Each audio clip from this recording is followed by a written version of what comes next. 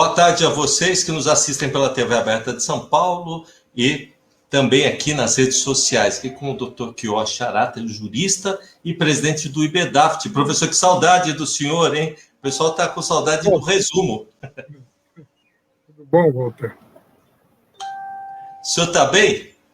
Tudo bem, e você? Como é que eu fiquei sabendo que o senhor tomou a vacina. Não sei se podia falar ou não. Primeira dose, né? É. A primeira dose. E foi de professor. Já fiquei sabendo que uma pessoa que tomou a primeira dose pegou Covid. Sério, professor Quioche? Que coisa. Ela não morreu, né? Que o médico falou que se não tivesse tomado a primeira dose, teria morrido. Pois é. O pessoal reclama, mas a vacina tem que tomar, né? Não tem jeito, né? E foi difícil de ir lá para pegar fila, essas coisas ou não? Meu filho facilitou, ele entrou na fila. E quando estava chegando, telefonou, minha mulher me levou para o local. Então, fiquei em menos de meia hora. Demorei menos de meia hora. A gente já está aqui com o Marco Kojorowski, o senhor já viu ali? O Marco já está assistindo. Um abração para ele. Um abraço. Olha lá, está ali, ó. Parabéns, doutor Quioche. Bom, Marcos. Professor Quioche, eu estou aqui cheio de perguntas para o senhor, ó, e eu vou ser como fui seu aluno na Ulip aqui. Queria escutar vários aspectos do senhor. Tem um detalhe, professor Quioche, todos esses fatos recentes, vários estados decretando as medidas pesadas de isolamento, vacina escassa, o Brasil perdendo posto entre os 10 maiores que a gente tem ali na economia mundial. Acho que foi para o 13º. Por que o povo ainda busca culpado nos prefeitos, governadores e no presidente da República, doutor Quioche? Esse pessoal está estressado, né? Está praticamente em isolamento, então estão extravasando. E a mídia não ajuda a pacificar a sociedade, né? A mídia ajuda a tirar pedra. É o prefeito que decretou restrições na praia, é o governador que manda ficar em casa, é o presidente que manda sair para trabalhar, é o Ministério da Saúde que está demorando na importação de vacina, que deixou faltar oxigênio em Manaus, e uma série de coisas. Então, é paulada aqui, paulada lá, sobrou inclusive para o Supremo Tribunal Federal, acusado injustamente de ter causado a não participação da União nos trabalhos de combate ao coronavírus. Imagine só que uma interpretação furada, não foi isso que foi decidido. Em todo caso, paulada aqui, paulada lá, está conturbando o combate efetivo do vírus. Não é? Então, é preciso restabelecer a normalidade nesse diálogo institucional entre as entidades políticas, entre as esferas, diferentes esferas de governo, para que prevaleça bom senso. Senão não adianta ficar decretando medida de restrição, que nem o Estado de São Paulo foi para faixa vermelha novamente, e se continua esse bate-boca, e se essas medidas não são seguidas de fiscalização concreta. O que adianta você restringir o trabalho de alguém se permite que as pessoas que não têm o que fazer fiquem concentrando, reunindo 100, 200, 300 pessoas sem uso de máscara? É impossível você identificar e autuar cada um deles, né? Então, a polícia tem que intervir e fazer a dissolução. Senão não adianta. Professor, diante desse aumento de casos de internação, morte por Covid, o Estado paulista, que o senhor falou agora, regrediu para a fase vermelha lá na questão da 0 hora de sábado, agora vai começar aí. Aliás, não é 0 hora, começa às 8 horas, eles mudaram, né? E a medida deve valer até dia 19 de março. Né? O objetivo disso tudo é diminuir a questão do rotavírus, mas, na verdade, a gente ficou sem saúde e agora sem economia estável, né? Como é que sai disso? Eu acho que tem que combinar as duas coisas, né? Não é como o governador nosso quer, fique em casa. Fique em casa e o povo vai morrer de fome. E também não é o que o presidente quer. tem que sair, fazer a economia andar, tem que produzir. E também não é correto o discurso do ministro Paulo Guedes. E saúde em primeiro lugar, porque sem saúde a economia morre. Mas sem economia a saúde também morre. Por isso não adianta dar remédio se o povo começa a morrer de fome. E tem que haver produtividade para poder as pessoas continuarem com poder aquisitivo para se sustentar, para ir comer, entendeu? Porque senão vai faltar alimentos, entende? E com a economia parada, de onde que o governo federal vai tirar recursos para repassar para os estados e municípios para dar auxílio emergencial para 40 milhões de vulneráveis, dar outro tanto de Bolsa Família, implementar um programa emergencial de proteção da renda e do emprego e diminuir a carga tributária? Onde que vai arrumar dinheiro se a economia ficar parada? Entendeu? Então, as duas coisas têm que andar junto. Não pode ser radical. Fecha tudo, ninguém trabalha, entendeu? Só serviços essenciais, farmácia, hospitais, pronto-socorro. Não é assim. As duas coisas têm que andar junto. Tem que haver uma habilidade do agente público de conciliar as duas coisas, que não são necessariamente antagônicas. Professor, agora essa semana a Câmara dos Deputados aprovou aquele texto base do projeto que facilita a compra das vacinas. E vai ser comprado pelos governos e pelos municípios. A proposta também permite a compra direta de doses de empresas, né? E aí estabelece aquelas condições que vai para entregar para o Ministério da Saúde e tal. Será que com as empresas privadas a gente vai ter quantidade de vacina para isso? A proposta que partiu das próprias empresas privadas, notadamente lideradas essas empresas pela Fiesp, pelo Paulo Scaff, que esteve em Brasília várias vezes.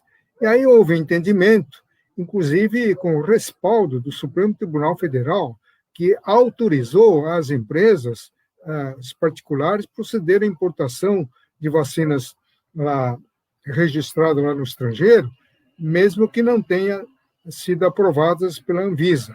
Então, tem todo um respaldo político, legislativo e judiciário. Agora, o governo foi oportunista, botou uma condição, desde que as empresas particulares disponibilizem uma parte das vacinas importadas para a rede de SUS, entendeu?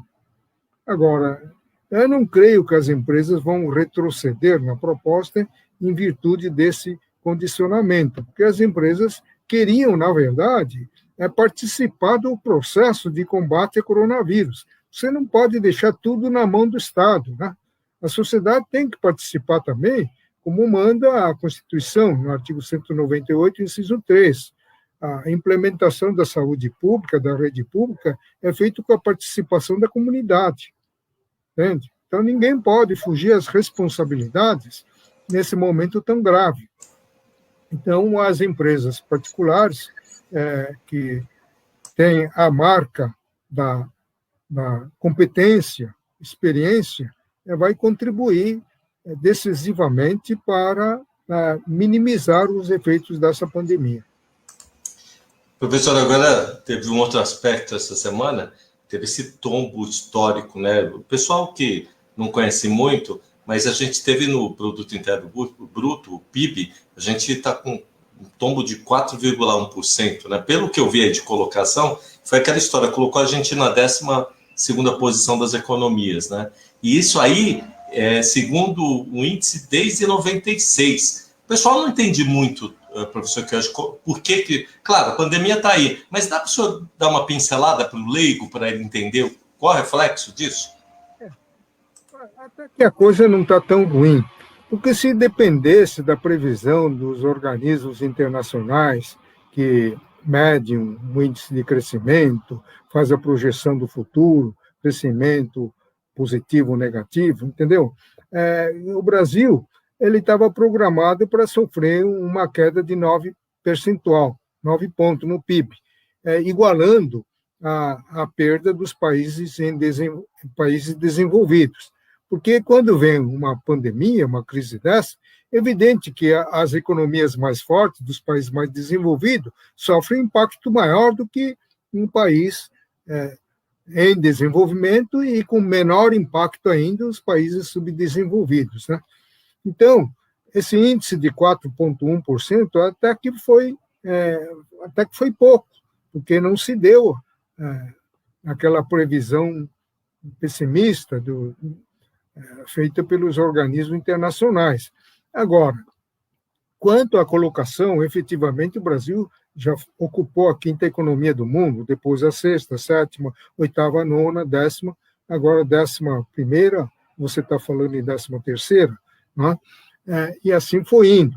Mas isso daí você precisa verificar se o Brasil está regredindo na economia ou outros países que estão crescendo acima do normal, né? A China, por exemplo, até 3 anos atrás, ocupava 3º lugar. Em primeiro lugar estava o Japão, que tem apenas 125 milhões de habitantes, contra a China, que tem 1 bilhão e 400 mil, estava em 3º lugar, agora está ocupando a 2ª posição. Entende? Então, a economia brasileira não está ruim. Professor, a gente está aqui, o pessoal voltou, o Eduardo está aqui, né? Só para dar um oi para eles. Agora, o Senado, nessa quinta-feira, ele fez um segundo turno, aprovou aquela proposta de emenda à Constituição, aquela que está sendo discutida do auxílio emergencial, e foi para análise dos deputados, né? Aliás, é R$250, né? Bom, primeiro, você acha que a economia aguenta mais? Porque são 3 meses de R$250, né? E você acha que vai passar essa proposta agora? Eu acho que sim, pela projeção do ministro da Economia, são 44 bilhões que a União pretende gastar, até o limite de 44 bilhões. E, evidentemente, isso vai aumentar o índice de endividamento do Brasil. Vai sobrar para nós pagarmos isso a longo prazo. Agora, o que é mais interessante ou irônico, é que o Congresso está aprovando a toque de caixa, a PEC 186, né, para que possa o governo ultrapassar o limite de gastos previsto na lei orçamentária. Só que até agora não temos lei orçamentária, né? O Congresso não aprovou. Então está permitindo, a PEC está permitindo ultrapassar o limite fixado na lei orçamentária anual, que ainda será votado, não se sabe quando, não é? É meio esquisito, né? Primeiro colhe os frutos, depois planta a árvore, né? E depois, isso daí não sei se é para disfarçar a quebra sistemática das normas da lei orçamentária e da lei de responsabilidade fiscal. Para que se preocupar em preservar na inteireza as normas orçamentárias se elas nunca foram cumpridas em tempos normais? Nunca foram cumpridas. Então não precisa de PEC autorizando o descumprimento, não é? É como aquele PEC que estavam fazendo para deixar superar o limite de gastos, que congelou em 20 anos.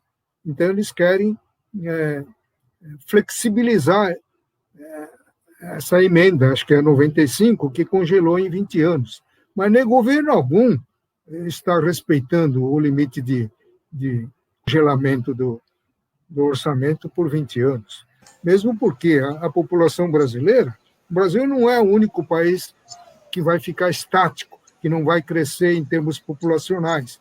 Evidente, novas vidas vão sendo geradas, novas demandas sociais vão sendo exigidas. O governo não tem como não aumentar a despesa. Então, aquilo é conversa para boi dormir, entendeu? Então, uma coisa que não está sendo cumprida, você não precisa de fazer uma PEC para autorizar o seu descumprimento. Professor, tem uns exemplos que a gente tem do Reino Unido e de Israel que falam que 15 dias de medida de restrição ia lá, eles estão vacinando, e sem a vacinação efetiva, e o isolamento social, são incapazes de conter o avanço dessa pandemia do jeito que está, né? Aqui no Brasil a gente não tem nem a vacina, e para falar a verdade, a população não dá nem o isolamento. Como é que vai ficar a situação mesmo vacinando, como foi o seu caso?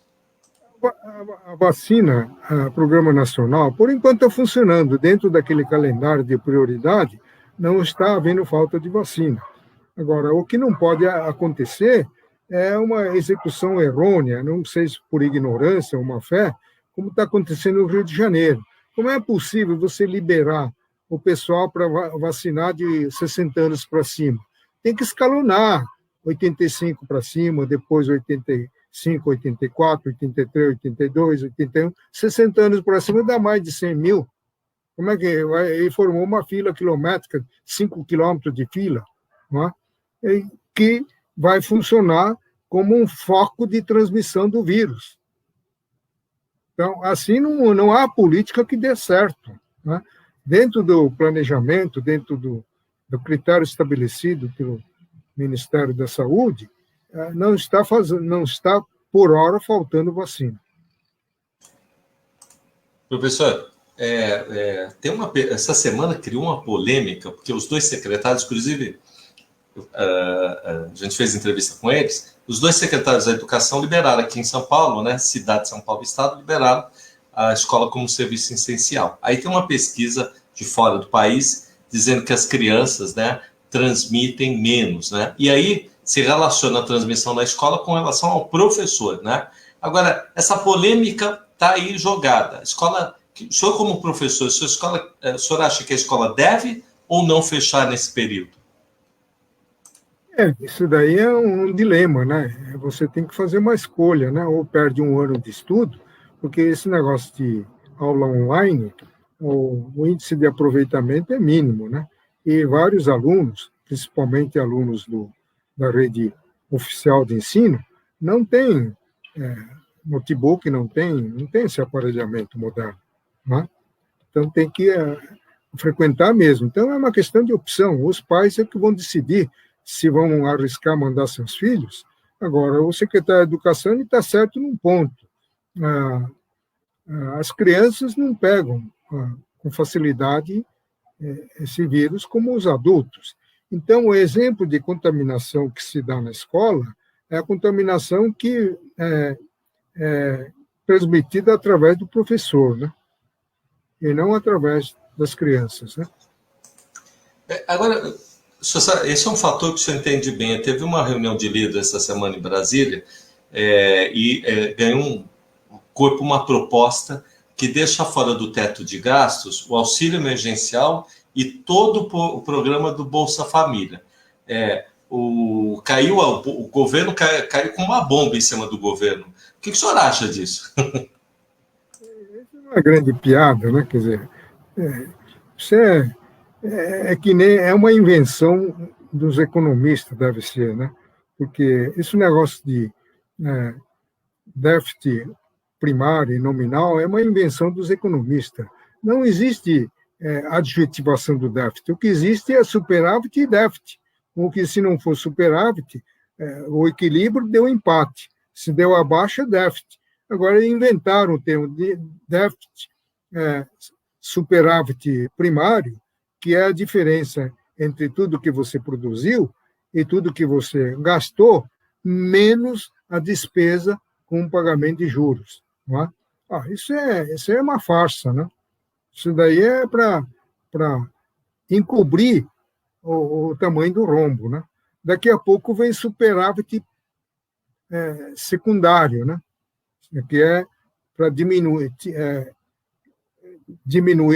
das despesas os gastos não só com juros, como também com o pessoal, né? Aí vai acabar ficando um saldo bem favorável, né? Gasto é gasto. Gasto é gasto, não tem por onde. Você quer deixar fora da despesa, isso é um absurdo. Isso é desmontar o mecanismo de controle e fiscalização da execução orçamentária. Falando em controle, professor, essa semana, teve a história do apartamento do Flávio Bolsonaro, né? Que a conta está assim, 5,97 milhões o apartamento, um apartamento de 900 mil do Rio de Janeiro, e o salário dele que é R$ 33,76. A conta não fechou. Aí eu também não sei se também a gente tem que ficar falando do apartamento de quem compra, quem não compra, mas no final das contas você vai dar conselho de ética nele. O senhor acha que vale tudo isso, perder esse tempo com esse negócio? O senador é engraçado, né? Ele herdou do pai a mesma verbosidade. Ele fala bastante, só que ele não fala muito mal dos outros como o presidente. Só que ele é muito atrapalhado. Ele mal conseguiu se livrar das rachadinhas lá no Rio de Janeiro, conseguiu levar o processo da primeira instância para o tribunal, e agora o MP deu uma ajudazinha lá, desmontou os procuradores que estavam investigando a rachadinha. Então, agora está num compasso de espera, vai formar um outro grupo para dar continuidade. Então, ele mal acabou sair de uma confusão, ele se meteu numa outra agora. Por que foi fazer isso? Né? Será que havia uma necessidade tão premente assim? Ele que tem casa oficial pago pelo governo, necessidade tão premente de comprar um imóvel desse valor lá em Brasília? Né? O senador Dataveni, ele é muito atrapalhado, ele está procurando sarna para se coçar. Professor, isso aqui é pedido de um colega nosso da CBN. Teve aí um vazamento de dados aí, que acho que foi internacional, vazaram acho que 10 milhões de senhas de e-mails aqui no Brasil, e foram expostas na internet um vazamento global de 3,2 milhões. Estou lendo a reportagem aqui, ocorrido no começo de fevereiro. Teve credencial brasileira e de estatal da Câmara dos Deputados, Supremo Tribunal Federal, da Petrobras, tudo isso aí. Aí esse colega nosso, que caiu nesse bolo, olha o que aconteceu. Vazou os dados dele e ontem, abriram uma conta no Bradesco, pegaram R$44 mil e transferiram para outro banco. Aí eu pergunto para o senhor, e aí, né? Quer dizer, está vazando dado, Supremo abriu tudo, todas as senhas para todo mundo. Como é que acontece? E agora, professor? Ele pediu para perguntar para o senhor, o que o senhor acha disso? Eu acho que a polícia científica tem que combater esse tipo de coisas, porque, na prática, a teoria é outra. Quer dizer, mal acabamos de aprovar a lei de proteção de dados e acontece um negócio desse, quer dizer, não pode. Tem que haver um setor especializado na polícia científica para perseguir, apurar e punir esse pessoal. Não é? Agora, com a facilidade do avanço tecnológico na área da informática, os hackers têm mais facilidade para apanhar esses dados. Eu me lembro que há 15, 16 anos atrás, lá na Santa Efigênia, viaduto Santa Efigênia, vendiam-se declaração de imposto de renda de centenas de pessoas. Não é? Vinha em forma de disquete, que hoje em dia nem existe mais. Né? Mas agora isso daí foi aperfeiçoado, o modus operandi. Né? Então, precisa dar um combate eficaz, porque senão ninguém dorme sossegado. Né?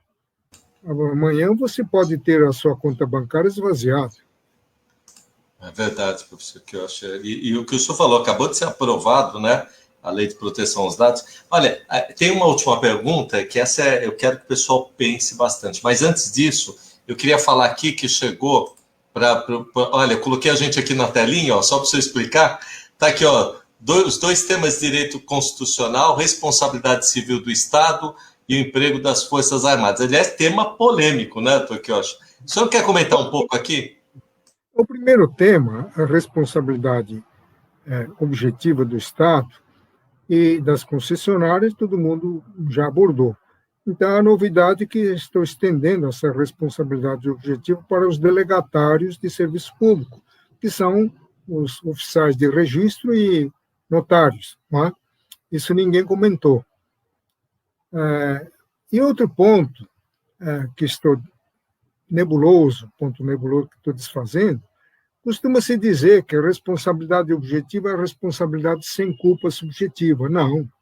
Responsabilidade objetiva dispensa para a vítima a prova da culpa ou do dolo do agente que praticou o dano, entendeu? Mas a culpa subjetiva tem que existir.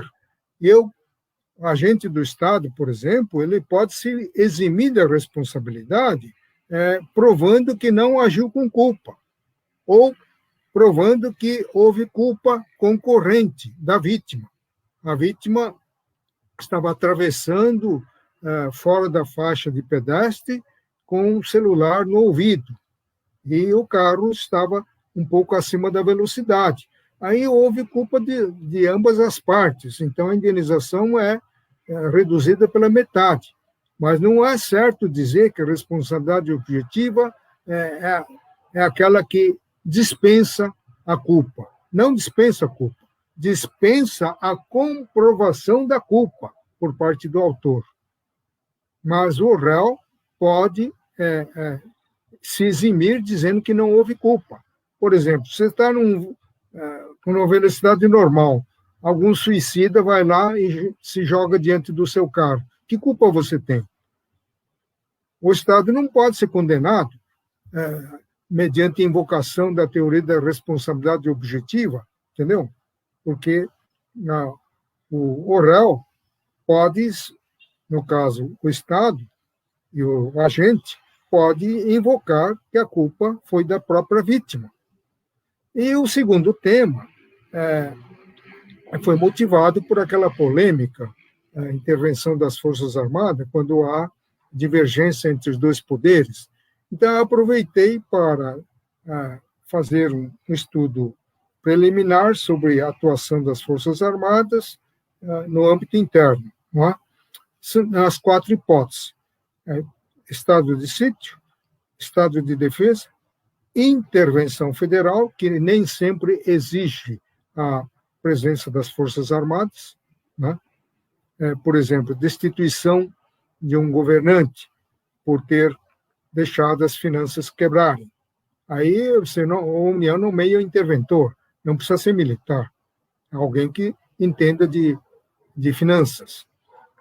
E, por último, o aspecto mais polêmico, que é a intervenção das Forças Armadas na defesa da lei e da ordem, que aconteceu lá no Rio de Janeiro, entendeu? E que aconteceu também em Rondônia. Não é? E, paralelamente, a atuação das Forças Armadas fora dessas 4 hipóteses, como atribuições secundárias. Por exemplo, está ajudando no combate ao desmatamento lá do Amazonas, no controle das fronteiras, entendeu? Que era a incumbência da Polícia Federal, mas as Forças Armadas estão ajudando. Né? Então, esses 4 aspectos da intervenção das Forças Armadas é explorado com muita didática nesse livro. Também tem aqui Esse é o segundo volume. Nós temos aí 3 artigos, temos já 3 artigos de professores catedráticos das universidades da Espanha, partindo já para a internacionalização dessa revista, e na próxima edição, que vai ser lançada em setembro, volume 3, já vai estar com participação maior de autores estrangeiros. Né? Então, são temas de direito administrativo, financeiro, tributário e direito constitucional. Então, estamos promovendo, através dessa revista, uma interação disciplinar entre essas 3 áreas grandes do direito público, entrelaçado com o direito constitucional. Professor, tá aqui, eu queria a última pergunta para o senhor. agradecendo o pessoal que está assistindo, mas é para uma reflexão, né? E aí vou passar um dado aqui para o senhor. A gente, no começo do programa, falou desse monte de notícia, né, complicada. Tem aqui, ó, o fim de semana coronavírus está aí, tem um esgotamento mental. Por que a gente não aguenta mais, professor? Eu queria dar um dado para o senhor que saiu aqui na mídia, né? Essa é a pergunta, por que a gente não aguenta mais? Mas para análise do senhor, tem um psicanalista, o Gustavo. Eu estava dando uma olhada no Isso. WhatsApp e encontrei declaração, não lembro o nome do autor, dizendo que a única forma de você manter a sanidade mental na atualidade é desligar a televisão. Porque se ele ligou a televisão, o pessoal é a mesma coisa, a mesma rotina. Até os gestos são iguais. É tudo repetitivo. Mas repetitivo naquilo que representa o aspecto pior do estado atual de combate ao coronavírus. Tudo que é negativo, tudo que é discurso negacionista, os repórteres se revezam para não deixar morrer a notícia, entendeu? Aquela fala infeliz do presidente da República, que deve ter se cansado de levar paulada, levar pedrada, ele soltou aquela frase, né? Infeliz. Mas eu entendo, você entende, a maioria das pessoas normais entende que foi uma reação emotiva.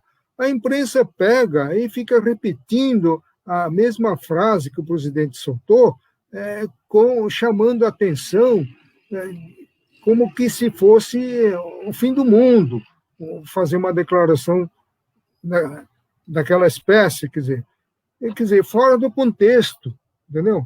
O presidente, na verdade, ele quis dizer, para de mexer,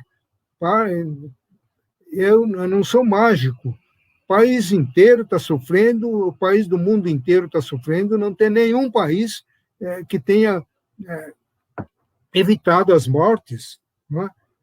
Todos os países, todos os líderes mundiais foram pegos de calça curta, não estavam preparados para lidar com esse coronavírus. Não é? Então, esses discursos negacionistas, ficar martelando coisas negativas, coisas que deixam em desalento quem ouve, quem assiste, que tira a esperança de dias melhores, tem que acabar, tem que substituir por um discurso positivo, um discurso de esperança, um discurso de atuação harmoniosa entre as classes políticas, entre a União, Estados, Distrito Federal, município, e entre os poderes, e não ficar jogando um contra o outro, né? Isso é muito ruim. Então, isso daí acaba estressando as pessoas, né? Professor, queria agradecer, né? E eu vou fazer uma pergunta para o senhor. Hoje eu vi o Enéas, lembra o Enéas lá da televisão? Meu nome é Enéas. Ele gravava com a gente, o Enéas é um cameraman, né? E ele ficava prestando muita atenção no professor Kiyoshi nos nossos programas lá na TV. E hoje ele pediu para falar uma frase que o senhor sempre falava lá no programa, quando a gente fechava, que estava na TV, né?